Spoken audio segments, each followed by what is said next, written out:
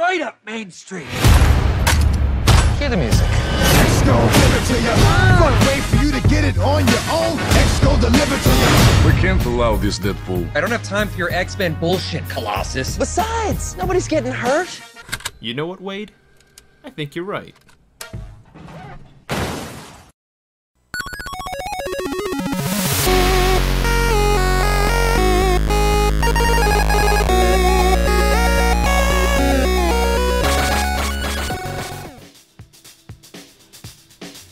Hello Internet and welcome to Comics Crossing. My name is Brando Castro and today we're talking Deadpool and the X-Men.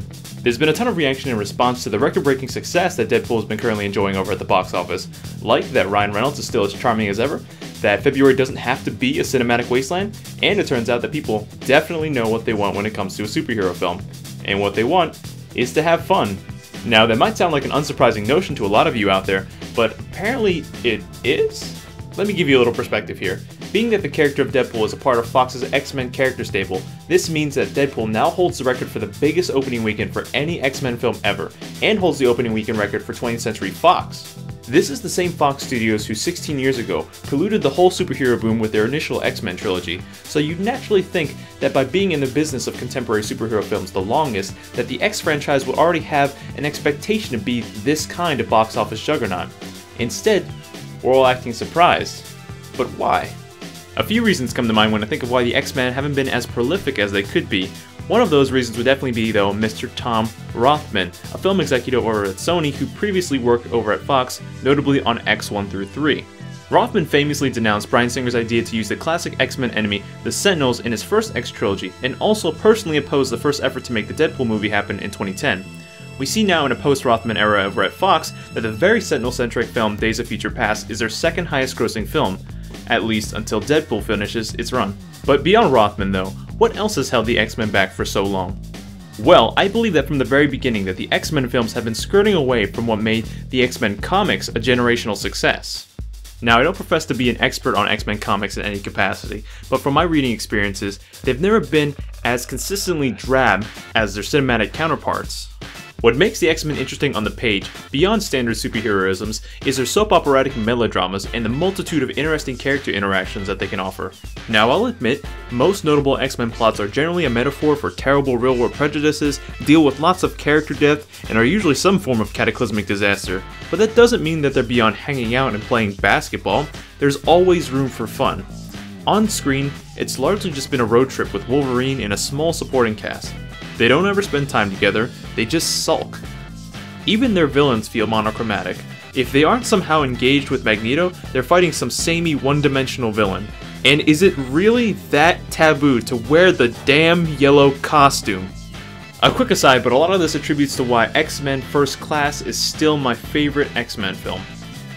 The next film in the X lineup is Age of Apocalypse, which could be the beginning of a course correction for the series, but I sincerely doubt it. From what we can see in the trailers, it definitely embraces the more eccentric nature of the comics, but it's still in the context of endless dread. This is why Deadpool is such a hard wake-up call for Fox. You can't ignore the huge role that Deadpool's marketing played in its opening weekend success, but past that, the film itself is concise and it works.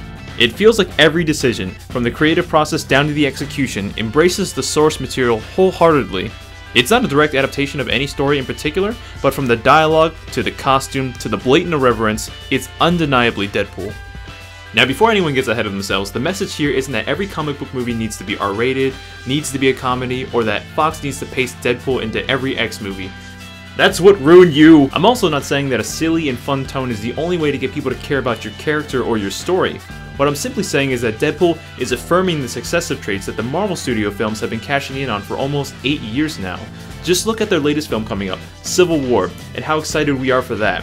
It's not an overly joyous film, but we're excited, and that excitement is predicated on how much we want to root for each side because they're comprised of characters that we've come to love. It would blow my mind if you told me 10 years ago that people would be more hyped to see Cap and Bucky on screen than they would be able to see the three-way of Magneto, Professor X, and Mystique. I think that the next stage for the X-Men, like with Rothman, is to possibly part ways with Bryan Singer and look for someone to helm the X-Men into an era that right now is essentially just an action spectacle, but is also a story about great characters who, if given the room to flourish, could be just as loved as their Marvel counterparts.